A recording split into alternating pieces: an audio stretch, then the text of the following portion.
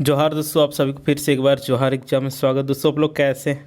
मेरे ख्याल से अच्छे और अच्छे से अपना प्रिपरेशन कर रहे होंगे। तो दोस्तों रोज रात में फिर से आप लोग के लिए सामान्य विज्ञान की इंपॉर्टेंट 20 क्वेश्चन लेके आए हूँ। तो जो भी दोस्तों ये प्रीवियस ईयर वेस्ट है, ठीक है, ये आप लोग का पिछले जितने भी एग्जामिनेशन हुई वहाँ में से किसी न किसी एग्जामिनेशन आप लोगों को पूछा गया है, ठीक है। तो यहीं से दोस्तों आप लोग अगर एग्ज़ाम तक बने रहते तो आप लोगों को सारा प्रश्न यहीं से पूछा जाएगा, ठीक है, क्योंकि ये प्रीवियस ईयर बेस्ड है और यही सब टॉपिक्स अभी आप लोग को आने वाला है ना। तो आप लोग देखना ना भूलिए। और जितने भी झारखंड महिला सुपरवाइजर के तैयारी करने वाले अभ्यर्थीगण होंगे उन लोग को ऐसी वीडियो फॉरवर्ड कर दीजिएगा ताकि उन लोग भी देख सकें और इसका फ़ायदा उठा सकें, ठीक है। तो चलिए बिना समय गवाते हम लोग आज की लेक्चर स्टार्ट करते हैं। तो आज के क्वेश्चन है डिश एक बेरंग बेस्वाद और गंधहीन पदार्थ है जो सभी प्रकार के जीवन के लिए आवश्यक है। बताइए कौन सा ऐसा पदार्थ है जो बेरंग है ना, उसका कोई रंग है ना, उसका स्वाद है, गंधहीन है ना, और ये सभी जीवन के लिए बहुत ही आवश्यक है। बताइए ऑक्सीजन, पानी, वायु, कार्बन। तो इस प्रश्न के आंसर हम लोग को हो जाएगा क्या? पानी। पानी के बिना क्या कोई जीवन संभव है? नहीं संभव है, ठीक है। इसे बी नंबर ऑप्शन बिल्कुल सही आंसर हो जाएगा। नेक्स्ट है डैश के लिए VHF का पूर्ण मतलब इसका क्या बोलते हैं, उसको फुल फॉर्म बताना है ना। तो यहाँ पे उसका हिंदी करके दिया हुआ है, ठीक है। तो देखिए इसका हो जाएगा वेरी हाई फ्रीक्वेंसी। क्या हो जाएगा? वेरी हाई फ्रीक्वेंसी, यानी कि बहुत उच्च आवृत्ति। बी नंबर ऑप्शन बिल्कुल सही आंसर हो जाएगा, ठीक है। देखिए जैसा कि आप सभी को बताएं VHF का इसका फुल फॉर्म होता है क्या? वेरी हाई फ्रीक्वेंसी, यानी कि अति उच्च आवृत्ति। ये रेडियो आवृत्ति होती जो 30 मेगाहर्ट्ज से 300 मेगाहर्ट्ज तक होती। इसे मिड आर बैंड या तरंग कहा जाता है। इसकी तरंग 10 से 1 मीटर के धैर्य की होती है, ठीक है। नेक्स्ट है मानव शरीर से सबसे बड़ी ग्रंथि कौन सी? यानी कि मानव शरीर का सबसे बड़ी ग्रंथि कौन सा है? थायराइड, जिगर, अग्नाशय, पिट्यूटरी। तो दोस्तों इस प्रश्न के आंसर हम लोग का बी नंबर ऑप्शन हो जाएगा जिगर, ठीक है। मानव शरीर की सबसे बड़ी ग्रंथि क्या है? जिगर। जिगर को हम लोग यकृत भी कहते हैं, लीवर भी कहते हैं, ठीक है। इस बात को आप लोग नोट डाउन कीजिएगा। इसकी भार की बात करते हैं मित्रों, तो इसकी भार की होता है 1.6 किलोग्राम, ठीक है, यानी कि 3.5 पाउंड, है ना। यकृत दोस्तों अमोनिया को यूरिया में बदलता है। यकृत अमोनिया को किस चीज़ में बदलता है? यूरिया में, ठीक है। देखिए ग्लूकोज को ग्लाइकोजन में बदलता है। यहाँ से एंजियोटेंसिन रसायन निकलता है जो किडनी यानी कि वृक्क के कार्य प्रणाली में बहुत ही इसका महत्वपूर्ण भूमिका है ना। नेक्स्ट है लेंस। लेंस की ऑप्टिक शक्ति के माप की एक इकाई को क्या कहा जाता है?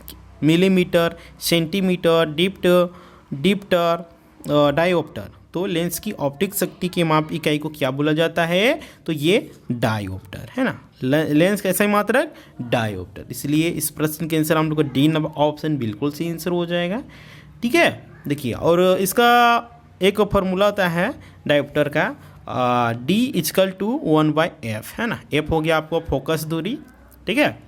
नेक्स्ट है परमाणु नाभिक की खोज किसने की? अर्नेस्ट रदरफोर्ड ने, रॉबर्ट ब्राउन ने, थियोडर स्वाइन ने, मैथियास जैकब ने।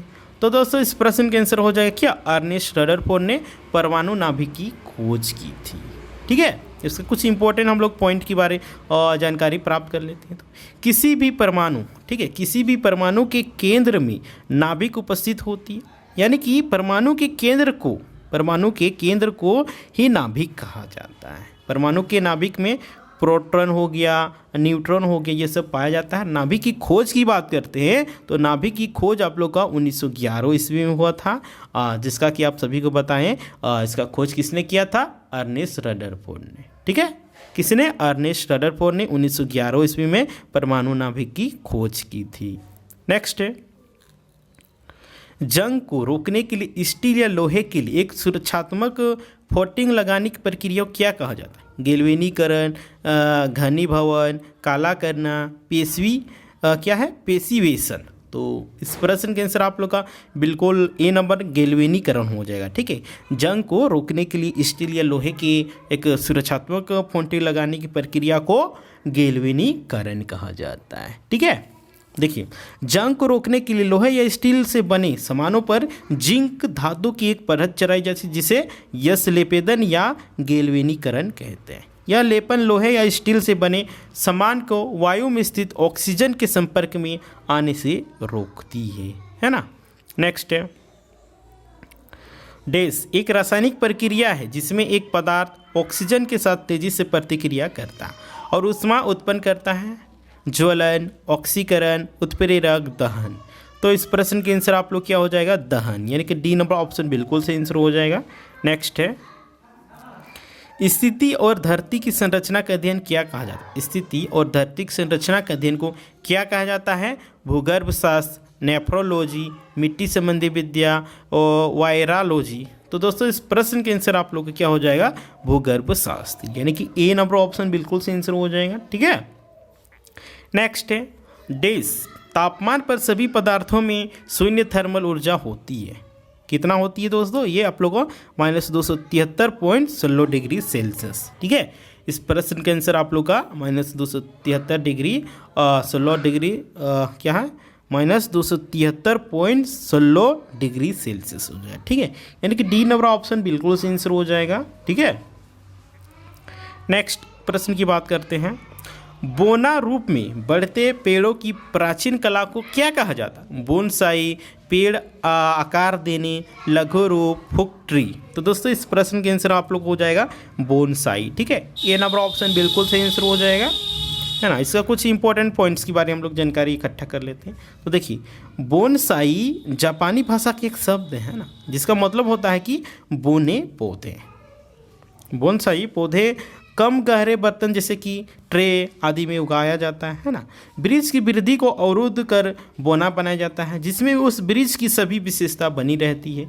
भारत में बोनसाई का प्रचलन श्री वी.पी. मल्होत्रा ने की थी। ठीक है, बोनसाई प्रचलन की शुरुआत भारत में किसने किया था, श्री वी.पी. मल्होत्रा जी ने, है ना। ये सब प्रश्न पूछा जाता है, तो आप लोग ये सब थोड़ा नोट डाउन करते जाइएगा। ठीक है। नेक्स्ट है ऑक्सीजन के साथ प्रतिक्रिया कौन नहीं करता। डैश, ऑक्सीजन के साथ प्रतिक्रिया कौन नहीं करता है, तो ये आप लोग का हीलियम। ठीक है, हीलियम है, ऑक्सीजन के साथ कभी अभिक्रिया नहीं करेगा। ठीक है, इसलिए ए नंबर ऑप्शन बिल्कुल से आंसर हो जाएगा। देखिए, और हीलियम एक प्रकार का क्या अकेले गैस है ना, और यह हाइड्रोजन के बाद दूसरी सबसे हल्की गैस है ना। सेकेंड नंबर की हल्की गैस हीलियम है, और सबसे हल्की गैस की बात करेंगे मित्रों, ये आप लोग का हाइड्रोजन हो जाएगा। ठीक है। नेक्स्ट, चेचक के वैक्सीन की अग्रणी कौन है। Edward Jenner, Louis Pasteur, Lorne Bewick, Albert Kons. तो दोस्तों इस प्रश्न के आंसर आप लोग को हो जाएगा क्या, एडवर्ड जेनर। ठीक है, कौन से क्या आंसर हो जाएगा, एडवर्ड जेनर। और इसका खोज की बात करते हैं दोस्तों, एडवर्ड जेनर ने 1796 ईस्वी में चेचक वैक्सीन का खोज किया था, यानी कि निर्माण किया था। नेक्स्ट है बेरी डैश की कमी के कारण होता। बेरी किसके कारण होती, पायरिडॉक्सिन, कैल्सीफेरॉल, थाइमिलन, राइबोफ्लाविन।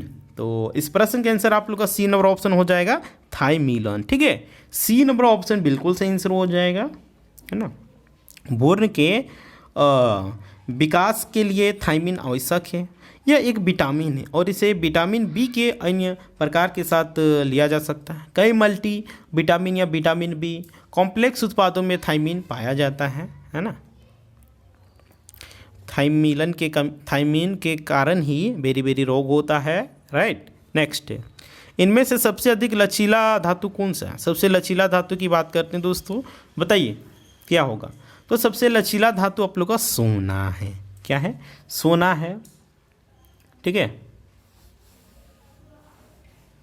सबसे लचीला तथा सबसे भारी भी ध्यान दीजिएगा, है ना। नेक्स्ट है, जब 3D छवियों का प्रक्षेपण 2D सतह पर किया जाता है तो उसे क्या कहते हैं।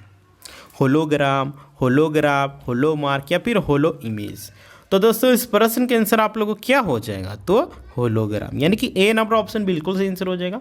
होलोग्राम फोटोग्राफ की तरह होता है जो 3D प्रतीक होता है। होलोग्राम का आविष्कार ब्रिटिश हंगेरियन भौतिक विज्ञानी डेनिस गेबर ने सन 1947 ईस्वी में किया और 1960 में इसे और विकसित किया गया। ठीक है। नेक्स्ट है, यूएच बैंड की रेंज क्या है, 300 मेगाहर्ट्ज से 3 गीगाहर्ट्ज, या फिर 49 मेगाहर्ट्ज से 108 मेगाहर्ट्ज, या फिर सी में दिया हुआ है 900 मेगाहर्ट्ज से 952 मेगाहर्ट्ज, या फिर डी में दिया हुआ है 30 मेगाहर्ट्ज से 300 मेगाहर्ट्ज। तो दोस्तों इस प्रश्न का आंसर आप लोग क्या हो जाएगा? तो सबसे पहले आप लोग जानिए UHF के बारे में, ठीक है, जिसका फुल फॉर्म होता है अल्ट्रा हाई फ्रीक्वेंसी, ठीक है, जिसका आप लोग 300 मेगाहर्ट्ज से 300 गीगाहर्ट्ज होता है, ठीक है, सॉरी 300 नहीं 3 गीगाहर्ट्ज, ठीक है। नेक्स्ट यानी कि ए नंबर ऑप्शन बिल्कुल सही आंसर हो जाएगा। नेक्स्ट है सबसे चमकीला ग्रह कौन सा है? शुक्र है, मंगल है, बृहस्पति है, पृथ्वी है। तो सबसे चमकीला ग्रह की बात करते हैं तो सबसे चमकीला ग्रह आप लोग का क्या हो जाएगा? शुक्र ग्रह, ठीक है। ग्रह से देखिए आप लोग का कभी कभी ये प्रश्न पूछा जाता है, ठीक है, ग्रह से, तो ग्रह से समय रहेगा तो आप लोग देख लीजिएगा, ठीक है। तो सबसे चमकीला ग्रह शुक्र है, जिसको भोर का तारा भी कहा जाता है। नेक्स्ट है कीड़े के अध्ययन को क्या कहते हैं? पक्षी विज्ञान, जल विज्ञान, कीट विज्ञान या फिर जीव विज्ञान। तो दोस्तों इस प्रश्न के आंसर आप लोग को हो जाएगा कीट विज्ञान, ठीक है, सी नंबर ऑप्शन बिल्कुल सही आंसर हो जाएगा। कीट विज्ञान प्राणी विज्ञान की एक शाखा है, राइट। इसमें षटपाद अर्थात 6 पैर वाले जीवों का अध्ययन किया जाता है, ठीक है। कीड़े के अध्ययन को क्या कहा जाता है? कीट विज्ञान, ठीक है। नेक्स्ट नंबर प्रश्न की बात करते हैं किसी अन्य जीव पर जीवित रहने वाला एक जीव क्या कहता है? यानी कि जो दूसरे जीवित पर आश्रित रहता है उसको क्या बोला जाता है? सूक्ष्म जीव, परजीवी, सभोजित्व, होस्ट। तो दोस्तों इस प्रश्न के आंसर आप लोग का बी नंबर ऑप्शन बिल्कुल सही आंसर हो जाएगा, परजीवी, ठीक है। जो दूसरे जीवों पे आश्रित रहता है उसको क्या बोला जाता है? परजीवी, ठीक है। जैसे आप लोग का हो गया क्या, जोंक हो गया, एंटा अमीबा हो गया। अमीबा भी ये दूसरे जीवों पे ही आश्रित रहता है, ठीक है। नेक्स्ट हम आज के लास्ट प्रश्न की बात करते हैं। तो फिल्टर का उपयोग करके निलंबित सामग्री हटाने की प्रक्रिया को क्या कहा जाता है? उबलना, ऊर्ध्वपातक, बुवाई, निस्पंदन। तो इस प्रश्न के आंसर आप लोग को हो जाएगा डी नंबर, यानी कि निस्पंदन कहा जाता है, ठीक है। क्या कहा जाता है? निस्पंदन कहा जाता है, यानी कि छानना। देखिए, और यह प्रक्रिया तरल से ठोस पदार्थ को हटाकर शुद्ध ताल प्राप्त करने के लिए किया जाता है, ठीक है। तो उम्मीद करते हैं कि सेशन आप लोग पसंद लग रहा होगा, पसंद आ रहा होगा तो आप लोग लाइक करें, कमेंट करें, वीडियो को ज़्यादा से ज़्यादा शेयर करें, ताकि जितने भी झारखंड महिला सुपरवाइजर की तैयारी करने वाले अभ्यर्थीगण होंगे उन लोगों के पास ये वीडियो पहुंच सके, ठीक है, और उन लोग भी इसका फ़ायदा उठा सकें। और अभी तक आप लोग इस चैनल में नए होंगे तो बोलेंगे कि जोहार एग्जाम को सब्सक्राइब कर लें एंड बेल आइकन को प्रेस कर दें, ताकि जब भी इस तरह की वीडियो अपलोड होगा तो आप लोग को सबसे पहले नोटिफिकेशन मिल जाएगा, ठीक है। और दोस्तों टाइमिंग की बात करते हैं तो बहुत सारे अभ्यर्थीगण कमेंट करके और पूछते हैं कि सर टाइमिंग क्या है, ठीक है। तो देखिए 7 बजे आप लोग का साइंस का क्लास चलता है, ठीक है। 8 बजे आप लोग जीके के, और रात के 9 बजे आप लोग का हिंदी का, ठीक है। वो जल आप लोग के लिए मैथ, फिलोसफी, होम साइंस और साइकोलॉजी के लिए आप लोग को लेके आने वाले हैं वीडियो, ठीक है। तो ठीक है, फिर मिलते हैं।